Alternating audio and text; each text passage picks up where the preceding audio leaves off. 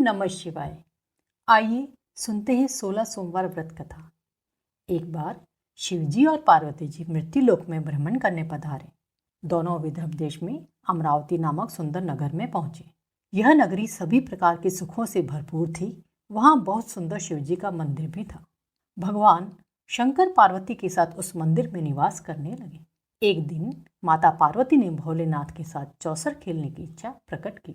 शिवजी ने उनकी बात मान ली और वो दोनों चौसर खेलने लगे। तभी मंदिर का पुजारी वहां पूजा करने आया।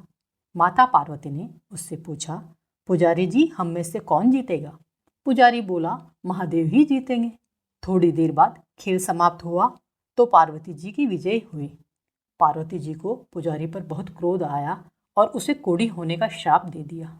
कोढ़ से ग्रस्त पुजारी बहुत दुखी रहने लगा। एक दिन देवलोक की अप्सरा उसी मंदिर में पूजा करने के लिए आई। पुजारी को कोढ़ की अवस्था में देखकर दया भाव से पूछताछ करने लगी। पुजारी ने सारी बात बता दी। अप्सरा बोली, तुम सभी व्रतों में श्रेष्ठ 16 सोमवार के व्रत करो। इससे शिवजी प्रसन्न होंगे और वे तुम्हारे कष्ट अवश्य दूर करेंगे। पुजारी ने इस व्रत की विधि पूछी। अप्सरा ने बताया, सोमवार के दिन व्रत रखो, स्वच्छ वस्त्र धारण करो, संध्या और उपासना के बाद आधा किलो गेहूं का आटा लेकर उसके 3 अंग बनाओ। घी, गुड़, दीप, नैवेद्य, सुपारी, बेलपत्र, जनेऊ जोड़ा, चंदन, अक्षत और पुष्प आदि से प्रदोष काल में भगवान शंकर का पूजन करो। 3 अंग में से एक शिवजी को अर्पण करो, बाकी 2 को शिवजी के प्रसाद के रूप में उपस्थित जन में बांट दो और खुद भी प्रसाद लो।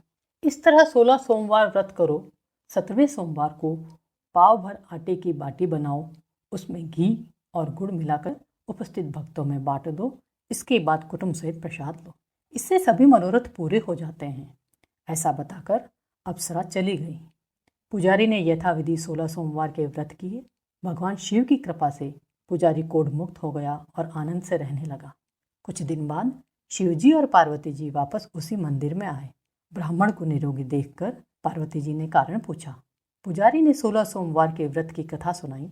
पार्वती जी खुद भी 16 सोमवार के व्रत करने के लिए तैयार हो गई। ये व्रत करने से उनके रूठे हुए पुत्र कार्तिकेय माता के आज्ञाकारी हो गए। कार्तिकेय ने माता से पूछा कि आपने क्या किया जिससे मेरा हृदय परिवर्तन हो गया।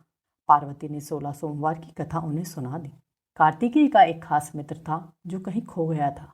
कार्तिकेय ने उस मित्र के मिलने की कामना में 16 सोमवार के व्रत किए और उन्हें जल्द ही वह मित्र मिल गया।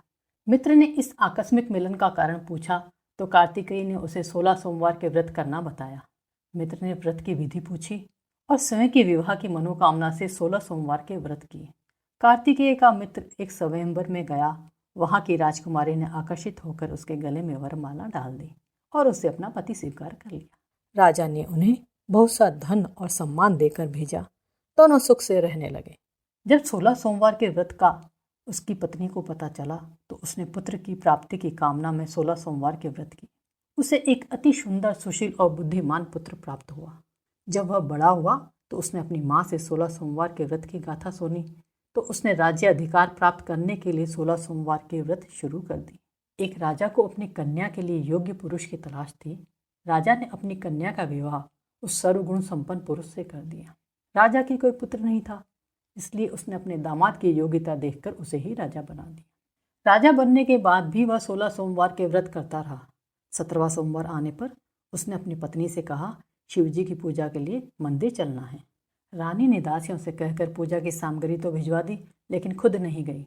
राजा ने शिवजी की पूजा समाप्त की तो आकाशवाणी हुई, हे राजा, अपनी रानी को राजमहल से निकाल दे, नहीं तो सर्वनाश हो जाएगा।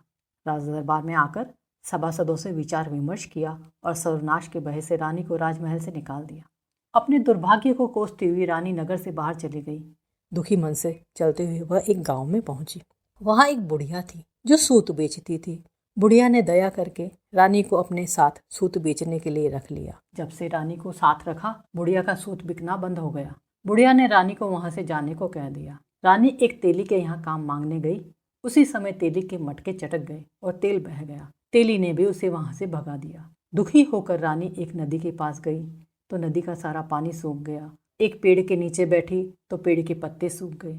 आसपास के लोगों ने यह देखा तो उसे पकड़कर मंदिर के पुजारी गुसाई जी के पास ले गए। गुसाई जी देखते ही जान गए यह कोई विधि की मारी कुलीन स्त्री है। गुसाई जी ने रानी से कहा वह उनके आश्रम में उनकी पुत्री की तरह रहे। रानी आश्रम में रहने लगी। रानी भोजन बनाती तो उसमें कीड़े पड़ जाते, पानी भर कर लाती तो वह गंदा हो जाता। गुसाई जी ने उसे देखकर पूछा कि यह दशा कैसे हुई। जब रानी ने शिवजी की पूजा में नहीं जाने वाली बात बताई तो गुसाई जी बोले, पुत्री तुम 16 सोमवार के व्रत करो, इससे तुम अपने कष्टों से मुक्ति पा लोगे। गुसाई जी की बात मानकर रानी ने 16 सोमवार के व्रत किए। 17वें सोमवार के दिन विधि विधान से शिव जी की पूजा की। पूजन के प्रभाव से राजा को रानी की याद सताने लगी और रानी को ढूंढने के लिए उसने चारों दिशाओं में दूत भेज दिए। रानी की तलाश में घूमते हुए दूत गुसाई के आश्रम में पहुंच गए। राजा को खबर लगी तो राजा रानी को ले जाने की आश्रम पहुंच गया। राजा गुसाई जी से बोला, यह मेरी पत्नी है। शिवजी के कोप से मैंने इसे महल से निकाल दिया था। अब शिवजी का प्रकोप शांत हो चुका है, इसे मेरे साथ जाने की आज्ञा दीजिए। गुसाई जी ने रानी को राजा के साथ जाने की आज्ञा दे दी।